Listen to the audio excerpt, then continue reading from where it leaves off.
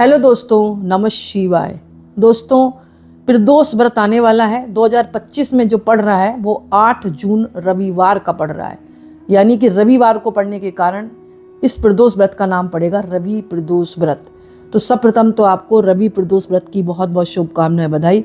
इस दिन प्रातःकाल स्नान करें, क्योंकि सूर्य भगवान का दिन भी है और भगवान शिव का भी दिन है। तो यानी इन दोनों भगवान की आपको पूजा करनी है। सब प्रथम स्नान करके संकल्प लें, लाल रंग के वस्त्र धारण करें, क्योंकि सूर्य भगवान का दिन है। तांबे के लोटे में जल भरें, कुमकुम डालें, गुड़ डालें, चावल डालें, भगवान को अर्घ्य दें।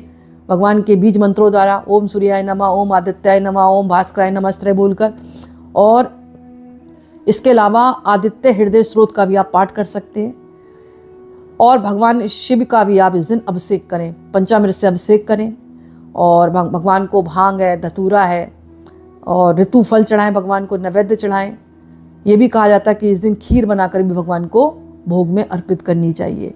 और भगवान के शिव सहस्त्रनाम का पाठ करें, ओम नमः शिवाय का जाप करें, महामृत्युंजय जप कर सकते हैं किसी बीमारी से पीड़ित है। इसके अलावा श्री शिवाय नमस्तुम्बे इसका पाठ कर सकते हैं। शिव पुराण का कोई अध्याय पढ़ सकते हैं, भगवान शिव की कहानियाँ पढ़ सकते हैं। शिव चालीसा जरूर पढ़ें, 7 बार, 9 बार, 11 बार, जितनी बार संकल्प कराए उनकी आरती करें। बाद में क्षमा याचना मांगे भगवान से। और भगवान का आरती करने के बाद हो सके तो शिव तांडव स्तोत्र का भी पाठ आप कर सकते हैं, चाहे पहले कर लें चाहे बाद में कर लें। इसकी कथा का श्रवण जरूर करें शाम के समय।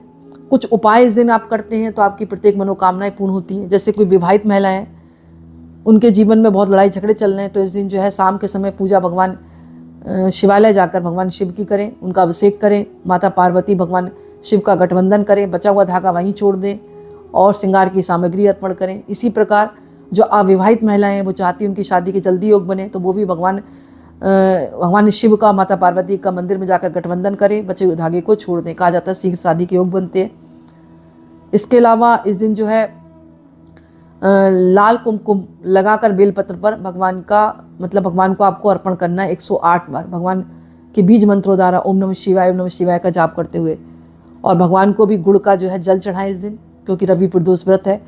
मतलब एक जल में थोड़ा सा लोटे में जल भरें, उसमें गुड़ पिघलाकर डाल दें और उनका अभिषेक करें। इसके अलावा इस दिन जो है चावल और गुड़ का आप दान कर सकते हैं। एक पोटली में चावल भरें, थोड़ा सा गुड़ बने, मतलब एक चावल भर लें 1.25 किलो करीब, और थोड़ा सा गुड़ डाल लें उसमें।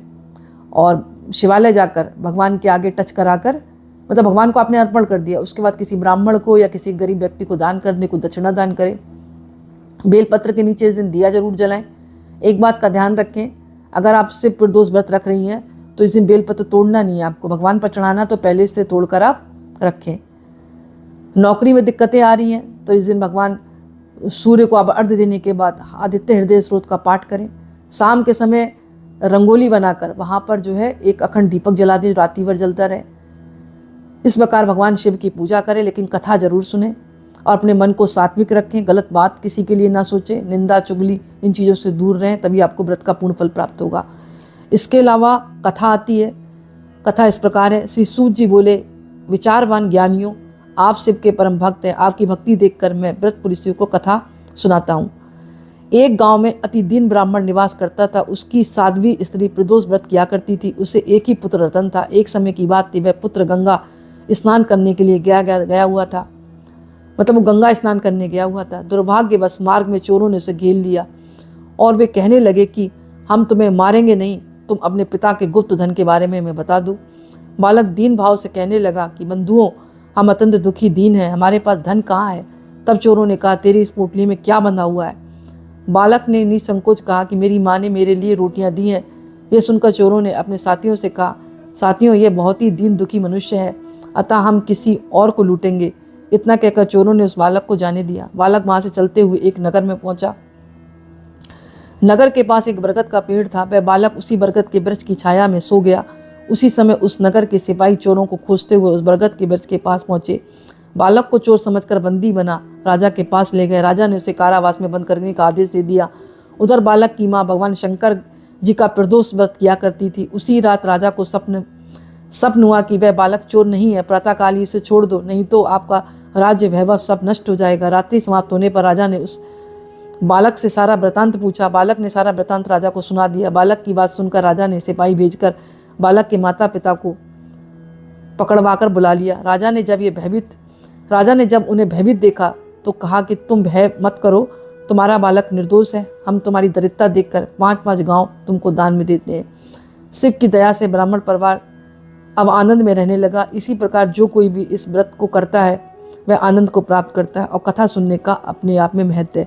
अच्छा, मैं यहाँ पर बात कहूँगी कि जब राजा ने उसके माता पिता को बुलाया तो माता पिता डर गए थे, लेकिन ऐसा कुछ नहीं था, क्योंकि सपने में राजा को भगवान शिव ने कह दिया था कि उस बालक को छोड़ दो, ये लोग बहुत गरीब हैं, ये निर्दोष है। लेकिन वो अपने आप ही डर गए थे।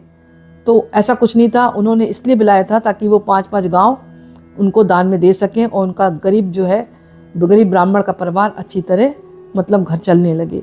तो इस तरह कथा आती है। कथाओं में मतभेद हो सकता है, अपने अपने राज्य के आधार पर अलग अलग कथा होती है और एक व्रत की कई कथाएं होती हैं। अब जैसे करवा चौथ आता है आपका, अहोई अष्टमी आती है, तो आपने देखा होगा कथाओं में अलग अलग कथाएं हैं, कहीं कहीं 5-5 कथाएं सुनते हैं लोग।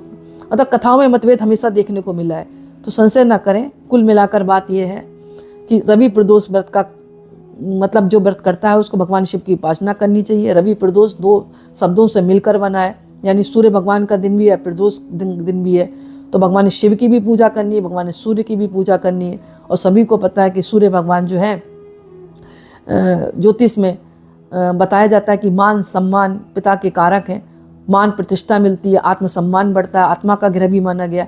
तो इस चीज़ों को अगर आप ध्यान में रखकर पूजा करेंगे डीपली, तभी आपको इस व्रत का पूर्ण फल प्राप्त होगा। और अगर कुछ नहीं आता तो ओम नमः शिवाय का जाप करें, या फिर ओम सूर्याय नमः करते हुए आप जल भगवान सूर्य को अर्पण कर दें।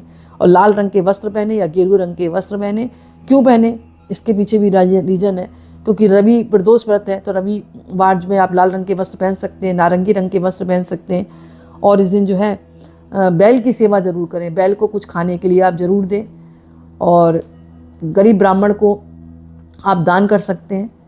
इसके अलावा भगवान शिव और माता पार्वती के समस्त बैठकर आप थोड़ी देर मतलब ध्यान लगाएं, उनके मंत्रों के द्वारा ध्यान लगाएं, भगवान शिव के मंत्रों के द्वारा ध्यान लगाएं। और जो भी मतलब जिस हिसाब से आप पूजा कर सकते हैं उस हिसाब से पूजा करें। और इस दिन बेलपत्र बिल्कुल ना तोड़ें, तोड़ना है तो 1-2 दिन पहले तोड़ कर रखें, उसको चढ़ाएं आप, क्योंकि बेलपत्र जल्दी बासा नहीं होता, ऐसा कहा जाता है। और भांग, धतूरा, आंकड़ा आपको मिल जाए तो जरूर चढ़ाएं। भगवान को कनेर के पुष्प अगर अर्पण करते हैं तो संतान प्राप्ति के योग बनते हैं, ऐसा कहा जाता है। तो इस तरह आप पूजा करें, आपको अनंत गुना फल मिलेगा। और मन को सात्विक रखें, दान पुण्य करें, जितना दान पुण्य करेंगे उतना ही लाभ प्राप्त होगा। तो दोस्तों, छोटा सा वीडियो था, मुझे आशा है कि आपको पसंद आया होगा। पसंद आए तो लाइक करें, कमेंट में नमः शिवाय जरूर लिखें। बहुत बहुत धन्यवाद।